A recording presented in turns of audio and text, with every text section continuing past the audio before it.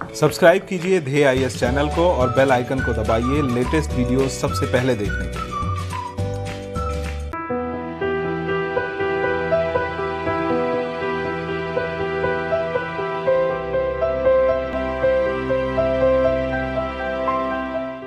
नमस्कार, मैं सुनील वर्मा ध्येय आईएएस टीम की ओर से आपका स्वागत करता हूं ध्येय टीवी पर। हम बात करेंगे डेली करंट अफेयर्स के अपने प्रोग्राम पर, जैसा कि हम प्रतिदिन करते आए हैं।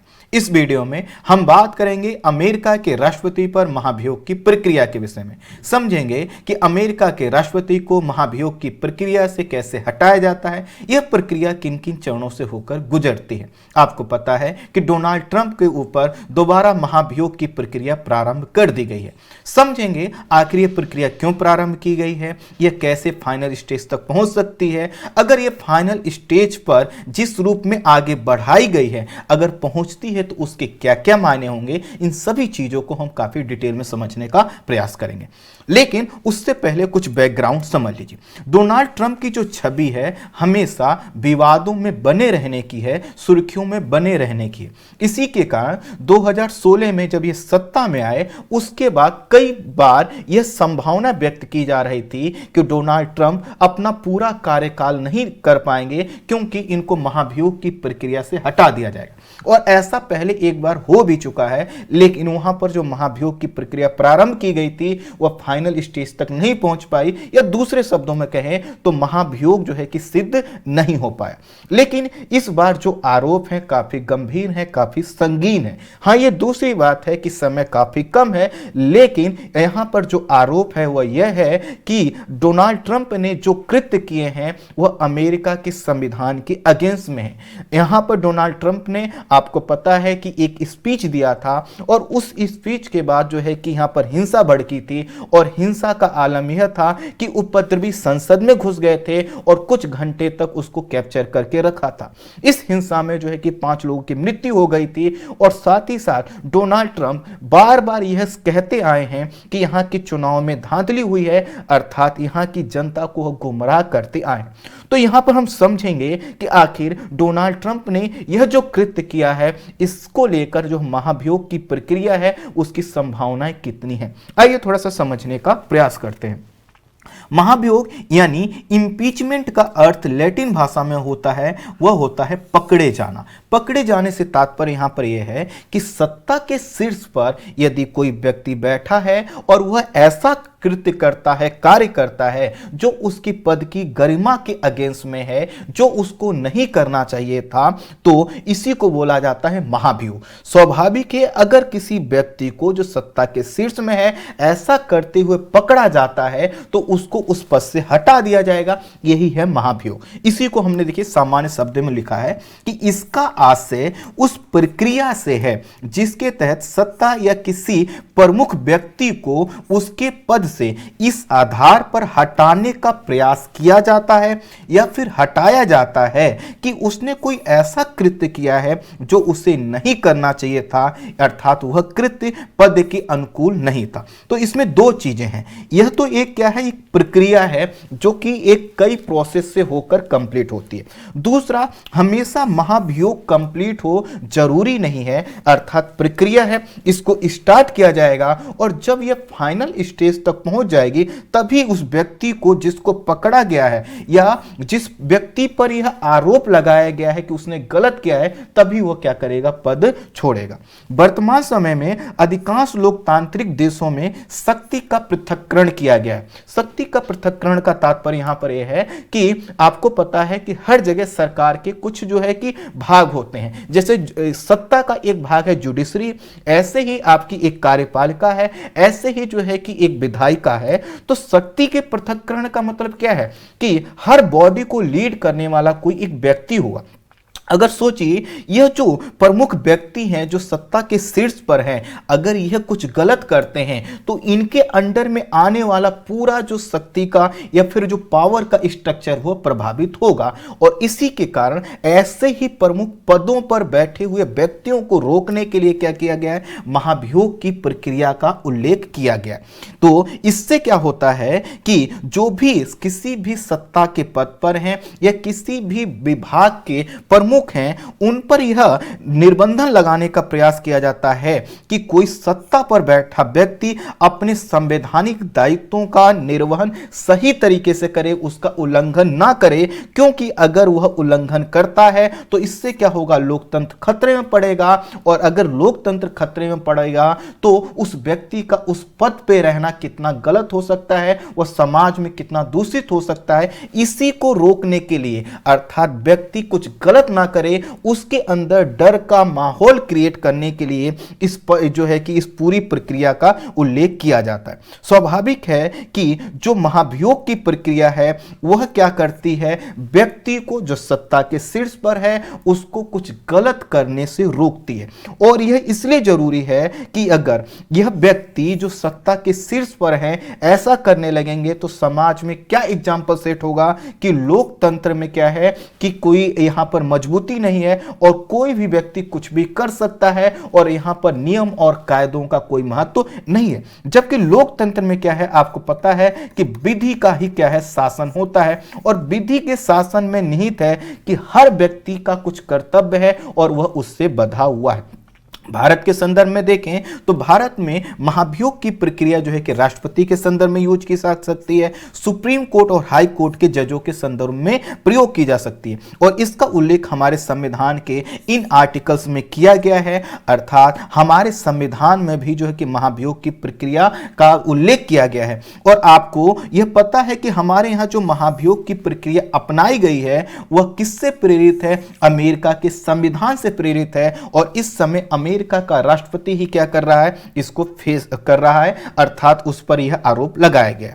तो इंपीचमेंट अर्थात महाभियोग जो शब्द की उत्पत्ति भले ही लैटिन क्षेत्र से हुई है, मैंने कहा लैटिन में स्टार्टिंग लाइन हमारी क्या थी कि इसका लैटिन में अर्थ होता है, तो ये जो शब्द है भले ही लैटिन क्षेत्र से आया हो, लेकिन इसका जो वैधानिक प्रयोग प्रारंभ किया गया था उसका बैकग्राउंड ये है कि यह प्रारंभ किया गया था ब्रिटेन के द्वारा। अर्थात सबसे पहले अगर वैधानिक रूप में कहीं पर भी महाभियोग की प्रक्रिया को अपनाया गया था तो कहां पे अपनाया गया था, ब्रिटेन में।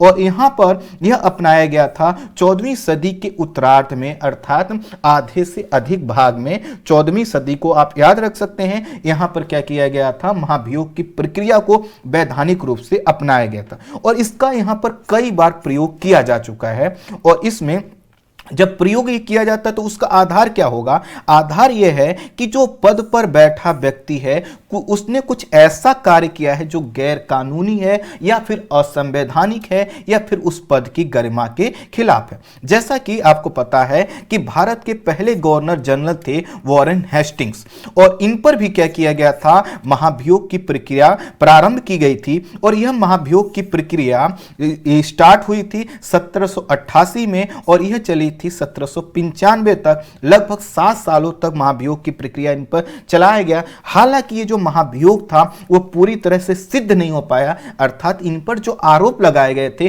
वो सिद्ध नहीं हो पाया, लेकिन कहीं ना कहीं अब यहां ब्रिटेन में यह प्रयास किया गया है कि जो भी व्यक्ति किसी महत्वपूर्ण पद पर है उसकी गरिमा को बनाए रखा जा सके। हेस्टिंग्स पर आरोप यह था कि इन्होंने कलकत्ता में अपने शासन काल के दौरान कई प्रकार की अनियमितताएं या भ्रष्टाचार किया है और इसी के कारण इन पर आरोप लगाया गया था, लेकिन ये सिद्ध नहीं हो पाया। अर्थात महाभियोग की प्रक्रिया पूरी जो है कि सिद्ध नहीं हो पाई या उसका परिणाम जो है कि उसको पद से हटाने के रूप में नहीं आ पाया। संयुक्त राज्य अमेरिका विश्व का पहला लिखित संविधान वाला देश है और विश्व के सबसे पुराने लोकतंत्र का एक एग्जाम्पल माना जाता है। और यहां पर भी क्या है, महाभियोग की प्रक्रिया का उल्लेख संविधान में किया गया है।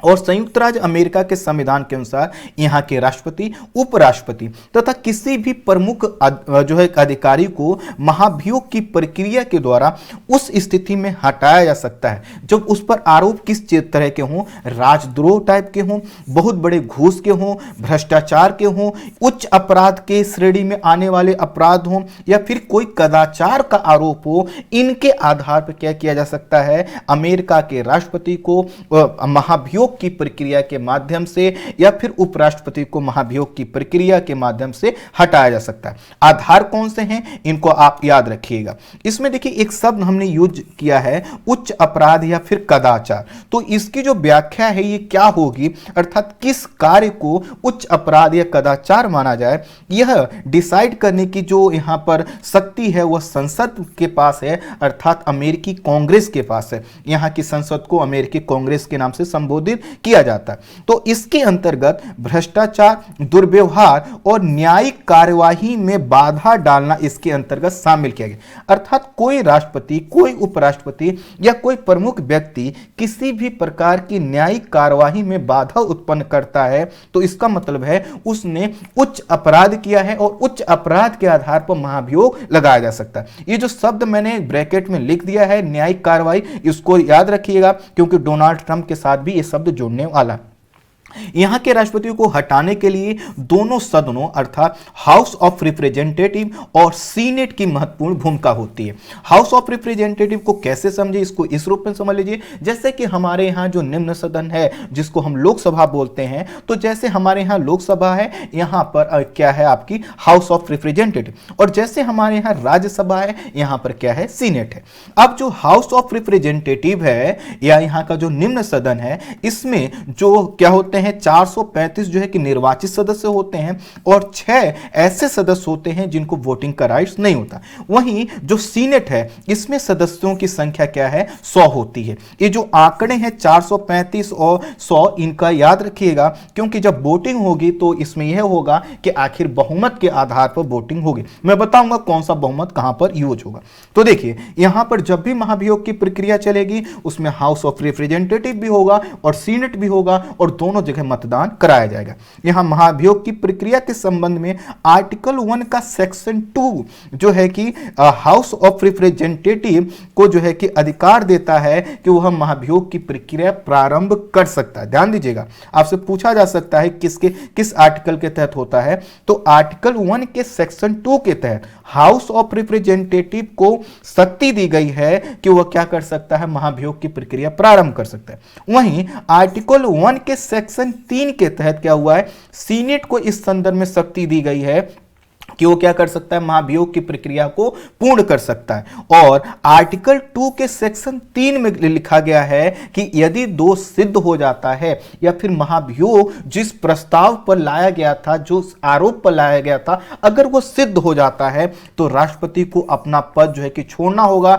अगर वो नहीं छोड़ता है तो उसको हटाया जा सकता है। ये किस में लिखा है, आर्टिकल 2 के सेक्शन 3 में यह लिखा हुआ है। अमेरिका में महाभियोग की प्रक्रिया का जो प्रारंभ होगी हमेशा होगी हाउस ऑफ रिप्रेजेंटेटिव, या दूसरे शब्दों में कहें तो अमेरिका की जो निम्न सदन है जैसे हमारे यहां लोकसभा है वहां से ही प्रारंभ होगी। अर्थात अगर वहां पर जो है कि किसी राष्ट्रपति पर महाभियोग की प्रक्रिया प्रारंभ करनी है तो कहां से होगी, हाउस ऑफ रिप्रेजेंटेटिव पर होगी। और यह जो सदन है हाउस ऑफ रिप्रेजेंटेटिव यह क्या करेगा, राष्ट्रपति पर, अगर हम राष्ट्रपति के संदर्भ में ही बात कर रहे हैं तो मान लेते हैं राष्ट्रपति है, उपराष्ट्रपति है, कोई पद है, तो यहां पर अगर मान लेते हैं राष्ट्रपति पर महाभियोग को प्रारंभ करना है तो कहां पे होगा, हाउस ऑफ रिप्रेजेंटेटिव। और हाउस ऑफ रिप्रेजेंटेटिव अर्थात वहां का निम्न सदन क्या करेगा, राष्ट्रपति पर आरोप लगाएगा और आरोप का एक ड्राफ्ट तैयार करेगा। ड्राफ्ट तैयार करने का मतलब है कि वो लिखेगा कि इन पर ये आरोप है। अब देखिए अब कहां पे आ गया है मामला, हाउस ऑफ रिप्रेजेंटेटिव के पास, उसके पास अधिकार है कि वो आरोप लगाए, ड्राफ्ट तैयार करे। अब यहां पर हाउस ऑफ रिप्रेजेंटेटिव के पास 3 विकल्प हैं कि कैसे वह जो है कि यहां पर जो महाभियोग की प्रक्रिया वह प्रारंभ करना चाहता है उसको किस तरह से कंप्लीट करे।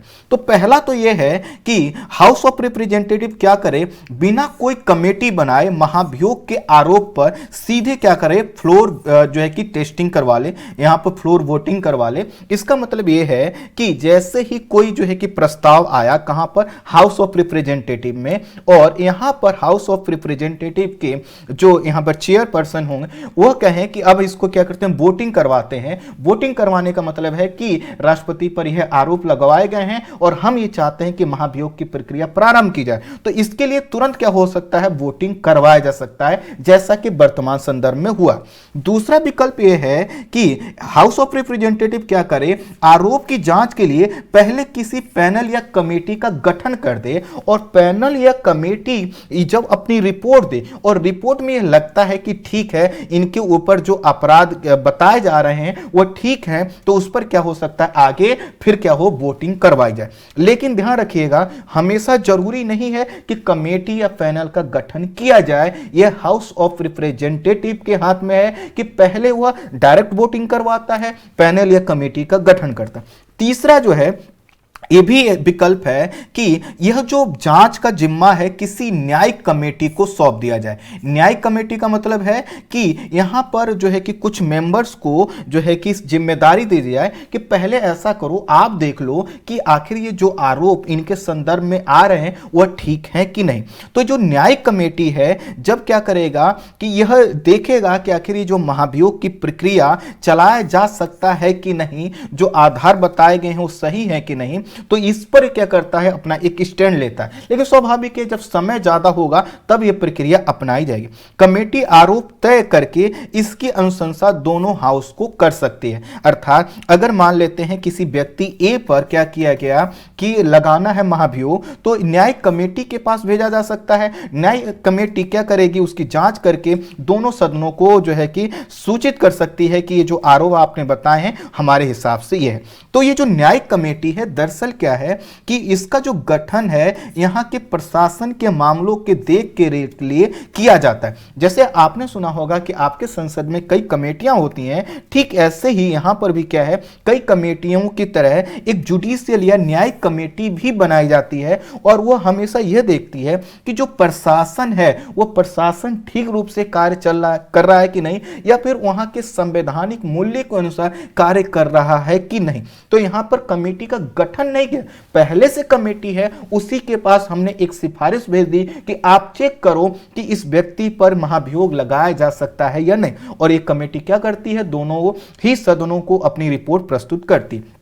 यदि ये जो कमेटी है जिसको हम इंग्लिश में जुडिशियल कमेटी, हिंदी में न्यायिक कमेटी कह रहे हैं, जो कि क्या करती है, यहाँ के प्रशासन के मामलों की देखरेख करती है, यदि ये कमेटी साधारण बहुमत से आरोपों को पारित कर देती है तो फिर इसको हाउस ऑफ रिप्रेजेंटेटिव में वोटिंग के लिए रखा जाता है। ध्यान दीजिएगा, इस साधारण बहुमत का मतलब, मान लेते हैं अगर इसमें 10 सदस्य हैं और 10 में से अगर 6 सदस्य यह कह देते हैं कि हाँ इन पर जो है कि आरोप जो लगाए गए हैं वह ठीक है, का जो है कि महाभियोग की प्रक्रिया प्रारंभ की जा सकती है, तो फिर उसके बाद यह जो कमेटी ने अपनी रिपोर्ट दी, उसके बाद क्या किया जाएगा, हाउस ऑफ रिप्रेजेंटेटिव में फिर क्या करवाया जाएगा, वोटिंग करवाया जाएगा। और अगर हाउस ऑफ रिप्रेजेंटेटिव में इन आरोपों को जब प्रस्तुत किया जाएगा तो उसको कहा जाएगा आर्टिकल ऑफ इंपीचमेंट। ध्यान दीजिएगा, आर्टिकल, जैसे आपको पता है कि हमारे यहां जब विधेयक पारित करवाए जाते हैं तो अगर धन विधेयक है तो उस पर लिखा जाता है कि यह धन विधेयक है। ठीक इसी तरह से अगर महाभियोग की प्रक्रिया प्रारंभ की जा रही है तो उसके लिए क्या किया जाएगा, एक प्रस्ताव रखा जाएगा और उस प्रस्ताव को बोला जाता है आर्टिकल ऑफ इंपीचमेंट, अर्थात आर्टिकल ऑफ महाभियोग का प्रस्ताव इसको कहा जाता है। इस पर क्या होता है, चर्चा होती है और मतदान होता है। और अगर क्या होता है, हाउस ऑफ रिप्रेजेंटेटिव इसे साधारण बहुमत से पारित कर देता है। ध्यान दीजिएगा, शब्द क्या है, साधारण बहुमत। आप मुझे यहां पर कमेंट बॉक्स में बताइएगा कि जो मैंने सदस्य संख्या बताई उसके हिसाब से जो है कि साधारण बहुमत क्या होगा। अगर हम मान लेते हैं कि सभी सदस्य हैं, सभी सदस्य यहां पर अगर हैं तो क्या होगा, साधारण बहुमत के लिए कितना चाहिए होगा कि जितने आधे से जो है कि अधिक सदस्यों का समर्थन चाहिए होगा। अगर सभी सदस्य उपस्थित हैं तो 218 सदस्य क्या करते हैं, यदि इसके पक्ष में वोट कर देते हैं तो यहां पर महाभियोग की प्रक्रिया क्या हो जाएगी, आगे बढ़ाई जाएगी। आगे बढ़ाने का मतलब क्या है, अब सीनेट को भेजा जाएगा और दूसरे सदन को भेजा जाएगा। अब देखिए, जितना मैंने बताया बिल्कुल मैं आसान शब्दों में इसको समराइज करता हूं। देखिए, हमने क्या कहा कि महाभियोग की प्रक्रिया जब भी स्टार्ट होगी हाउस ऑफ रिप्रेजेंटेटिव से होगी। हाउस ऑफ रिप्रेजेंटेटिव क्या कर सकता है, पहले कह सकता है कि हम किसी पैनल या कमेटी कमेटी का गठन करेंगे। तो वह क्या कर सकता है, कोई कमेटी बनाएगा, कुछ लोगों को कहेगा कि आप इसको चेक करो। दूसरा तरीका यह है कि कोई कमेटी नहीं बनानी, जैसे ही प्रस्ताव यहां पर आया, कहा जो है कि हाउस ऑफ रिप्रेजेंटेटिव का जो प्रमुख है या जो भी प्रमुख है वहां पर, वो कह सकती हैं या कह सकते हैं कि तुरंत इसको वोटिंग करवाया जाए, तो तुरंत क्या होगा, वोटिंग करवा लिया जाएगा।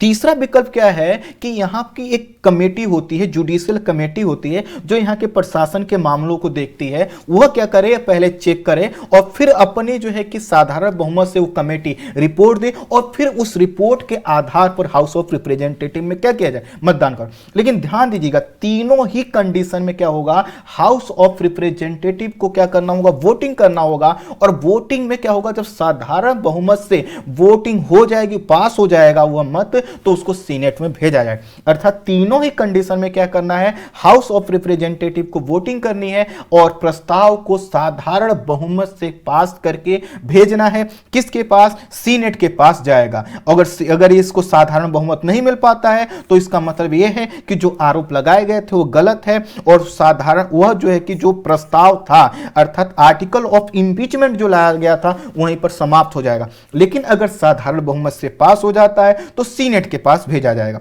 तो सीनेट में क्या होगा, इस प्रस्ताव पर ट्रायल होगा, अर्थात इस पर विचारण किया जाएगा।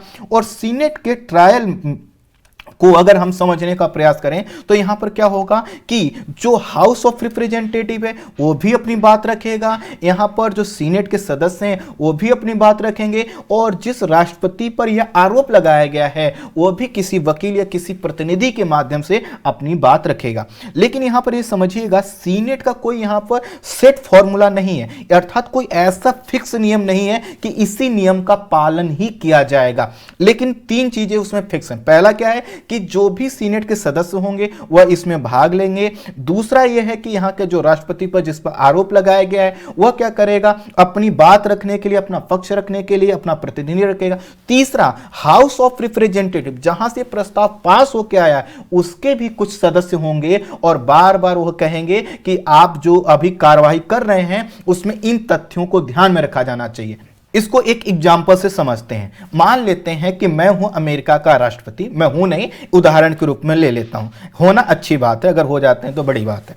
ठीक है, मान लेते हैं कि हम वहां के राष्ट्रपति, हमारे ऊपर आरोप लगा और आरोप गया हाउस ऑफ रिप्रेजेंटेटिव में और यह पाया गया कि जो मुझ पर आरोप लगे हैं वह सही है। तो वहां पर हाउस ऑफ रिप्रेजेंटेटिव ने साधारण बहुमत से जो है कि प्रस्ताव को पास करके कहां भेज दिया, सीनेट में। तो सीनेट में मैं क्या करूंगा, अपना जो है कि प्रस्ताव, अपनी बात रखूंगा कि जो मेरे ऊपर आरोप लगाए गए हैं सही नहीं है। दूसरा क्या होगा, हाउस ऑफ रिप्रेजेंटेटिव के जो कुछ सदस्य आएंगे और वो सीनेट में बैठकर मेरे ऊपर बार बार आरोप लगाएंगे कि नहीं इन्होंने ऐसा किया है, हमारे पास ये एविडेंस है।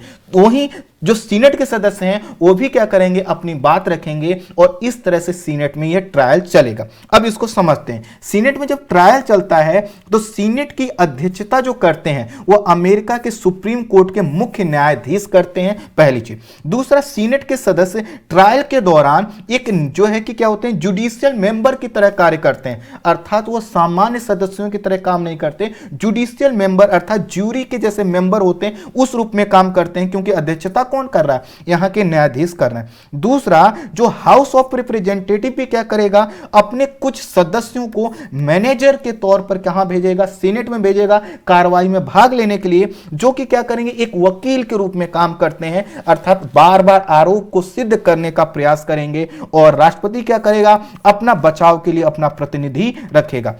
इन सभी चीजों को करने के बाद तो यहां पर क्या होगा, फाइनली क्या होगा, ट्रायल के दौरान जो है कि अगर आरोप सही नहीं पाए जाते हैं तो यहीं पर समाप्त हो जाएगा। लेकिन अगर सही पाए जाते हैं, अर्थात यहां की जो पूरी डिबेट होगी उसमें लगता है कि हां यहां पर जो है कि यह जो बात कही जा रही है इसमें जो है कि सही है, अर्थात जैसे कि मैंने अपने ऊपर एग्जाम्पल लिया था, मेरे ऊपर जो आरोप लगाए गए हैं, यहां पर जो पूरी मीटिंग हुई, यहां पर जो बैठकें हुई, उसमें लगा कि मैंने वास्तव में गलत किया है, तो तो क्या किया जाएगा, मेरे ऊपर जो है कि जो यहां पर महाभियोग की प्रक्रिया के लिए मतदान करवाया जाएगा। अब यहां पर भी क्या होगा, मतदान करवाया जाएगा। तो जब मतदान होगा तो उपस्थित सदस्यों के यदि 2/3 जो सदस्य हैं 2/3 बहुमत से क्या करें, इस प्रस्ताव को पास कर दें, तो राष्ट्रपति को क्या होगा, इस पर महाभियोग सिद्ध हो गया है। जैसे कि मेरे ऊपर लगा था तो मुझे क्या करना होगा, मेरे ऊपर महाभियोग लग गया है, अब मुझे क्या करना होगा, पद छोड़ना होगा। इस स्थिति में क्या होता है, राष्ट्रपति को अपना पद छोड़ना होता है, और छोड़ना उसकी चॉइस नहीं है, अब उसको छोड़ना ही होगा, अदरवाइज वहां की जो प्रशासन है उनको क्या करेगी, हटा देगी। अमेरिका में अभी तक किसी भी राष्ट्रपति को महाभियोग की प्रक्रिया से हटाया नहीं जा सका है। 1968 में राष्ट्रपति एंड्रयू जॉनसन, और उसके बाद फिर राष्ट्रपति रिचर्ड निक्सन, फिर उसके बाद बिल क्लिंटन, अब डोनाल्ड ट्रंप पर यह महाभियोग जो है कि चल रहा है। लेकिन ध्यान दीजिएगा, महाभियोग की प्रक्रिया से अभी किसी को हटाया नहीं जा चुका। तो समझते हैं कि डोनाल्ड ट्रंप पर आरोप है क्या, और इन पर 2 बार कैसे जो है कि महाभियोग चला। तो डोनाल्ड ट्रंप पहले ऐसे अमेरिकी राष्ट्रपति बन गए हैं जिन पर 2 बार महाभियोग की प्रक्रिया प्रारंभ की गई। वर्ष 2019 के दिसंबर माह में डोनाल्ड ट्रंप पर महाभियोग की प्रक्रिया प्रारंभ की गई थी, लेकिन ये पूरी नहीं हो पाई, अर्थात सीनेट से यह जो है कि क्या हो गया था, पास नहीं हो पाया था, वहां पे गिर गया था। वर्ष 2019 में जब महाभियोग की प्रक्रिया प्रारंभ की गई थी तो इन पर यह आरोप लगा था कि डोनाल्ड ट्रंप ने क्या किया है, वर्ष 2020 में जो इनके प्रतिद्वंदी, चूंकि वर्ष समय कब का है, 2019 में यह आरोप लगा था, तो 2019 में कहा गया कि वर्ष 2020 के जो इनके प्रतिद्वंदी हो सकते हैं, जो बिडेन, इनका और साथ ही अन्य नेताओं की छवि खराब करने के लिए इन्होंने क्या किया था, यूक्रेन के राष्ट्रपति जिनका नाम लिखा हुआ है, इनसे गैर कानूनी रूप से सहायता मांगी थी, और इस तरह की सहायता मांगना वहां पर कदाचार की श्रेणी में आता है, हाई जो है कि क्राइम की श्रेणी में आता है, और इसी के आधार पर कहा गया था कि इनको हटाया जाना चाहिए। राष्ट्रपति ट्रंप पर सत्ता के दुरुपयोग के साथ साथ जो इनके ऊपर जांच की जानी थी, अर्थात जैसे ही हाउस ऑफ रिप्रेजेंटेटिव में क्या आरोप लगा तो अब इसकी जांच की जाएगी, तो इस जांच को भी रोकने का प्रयास कर रहे थे। पहले एक आरोप लगा, आरोप क्या लगा कि यह क्या कर रहे हैं, जो बिडेन की छवि, कुछ अन्य नेताओं की छवि को खराब करने के लिए विदेशी मदद मांग रहे हैं, और उसके अलावा इनको जांच रोकने का भी इन पर आरोप था, और न्यायिक जांच को रोकना यहां पर क्या है, क्राइम माना जाता है। और यह लगा था वर्ष 2019 में आरोप, लेकिन यह सिद्ध नहीं हो पाया, इसकी वजह से बचे। अब इनके ऊपर पुनः महाभियोग की प्रक्रिया जो है कि प्रारंभ की गई है, और डोनाल्ड ट्रंप के ऊपर महाभियोग इसलिए लगाया गया है क्योंकि उन्होंने लोगों को भड़काकर कैपिटल हिल में जो हिंसा हुई थी उसके लिए इनको जिम्मेदार माना जा रहा है, और इस हिंसा में कई लोगों की मृत्यु हो गई थी, लोकतंत्र जो यहाँ का था वह शर्मसार हुआ था। तो अमेरिका के लोगों को लग रहा है कि डोनाल्ड ट्रंप को हमने इसलिए तो नहीं चुना था, उनको ऐसा नहीं करना चाहिए थे। इसके अलावा इन पर आरोप यह भी है कि जॉर्जिया के सेक्रेटरी को इन्होंने फोन करके चुनाव के परिणाम को अपने पक्ष में करवाने का इन पर आरोप है, ताकि ये राष्ट्रपति बन सके, इसके लिए इन्होंने फोन किया था। और इन 2 आधारों पर कहा जा रहा है कि इन पर महाभियोग लगाया। तीसरा आधार यह है कि ट्रंप जो है कि चुनाव की जो यहाँ की विश्वसनीयता है, अर्थात यहाँ पर जो वोट करके लोग राष्ट्रपति चुनते हैं, इसके संदर्भ में झूठ बोलते आए हैं, और इस तरह से जब चुनाव की प्रक्रिया पर प्रश्न चिन्ह उठाए जाएंगे तो कहीं ना कहीं इससे देश कमजोर होगा। इन 3 आधारों पर कहा जा रहा है कि इनको महाभियोग का फेस करना होगा, और महाभियोग की प्रक्रिया प्रारंभ भी कर दी गई। जैसा कि हमने बताया, हाउस ऑफ रिप्रेजेंटेटिव से प्रक्रिया प्रारंभ होगी, और यहां पर ये जो है कि इस प्रस्ताव के पक्ष में, अर्थात आर्टिकल ऑफ इंपीचमेंट के पक्ष में 232 वोट पड़े हैं, और विपक्ष में 197 वोट पड़े। और यह जो 232 वोट पड़े हैं, इसमें जानकर आपको आश्चर्य होगा कि 10 रिपब्लिकन सांसदों ने भी क्या किया है, महाभियोग के पक्ष में वोट किया है। अर्थात यहां से यह जो है प्रक्रिया प्रारंभ होकर अब ये कहां भेजी गई है, सीनेट को भेजी गई है। सीनेट में यदि आरोप सिद्ध हो जाता है तो सीनेट ट्रंप को दोबारा किसी भी पब्लिक ऑफिस के लिए अयोग्य ठहरा सकती है। इसका मतलब है कि अगर डोनाल्ड ट्रंप चाहे तो 2024 में अगर उनकी इच्छा भी है कि 2024 में दोबारा वह राष्ट्रपति पद के लिए खड़े हो पाएंगे, तो अगर इन पर यह आरोप सिद्ध हो जाता है तो क्या होगा, यह जो दोबारा राष्ट्रपति पद के लिए खड़े नहीं हो पाए। प्रश्न आएगा क्या इतने समय में हो पाएगा? तो इसका उत्तर यह है कि पहली बात तो समझिए कि डोनाल्ड ट्रंप के पास कुछ ही दिन बचे हैं। वह 19 तारीख की रात को क्या करेंगे, उनको सत्ता को सौंपना होगा जो बिडेन, जो कि 20 तारीख को पद ले रहे हैं। पद लेते ही उनके पास क्या आ जाए, पद। लेकिन जो यहां पर जो इंपीचमेंट की प्रक्रिया प्रारंभ हुई है वह बाद में भी चलाई जा सकती है। अर्थात कोई जरूरी नहीं है कि पद में, अगर बाद में भी प्रक्रिया चलाकर और इसको क्या होती है, वहां की जो सीनेट है वह 2/3 बहुमत से अगर पास कर देती है तो भी क्या होगा, बाद में भी इनको जो यह 2024 का सपना देख रहे थे, यह सपना इनका टूट जाएगा, क्योंकि इनको इसके लिए क्या किया जाएगा, रोक दिया जाएगा। और इस तरह से अगर किसी पब्लिक ऑफिस के लिए इनको अयोग्य ठहरा दिया जाता है तो 2024 में यह राष्ट्रपति अगर वे उम्मीदवार बनना भी चाहते हैं तो नहीं बन पाएंगे। आई होप आप समझ पाए होंगे कि डोनाल्ड ट्रंप ने जो किया वो वास्तव में लोकतंत्र के लिए किसी भी लिए ठीक नहीं हो सकता।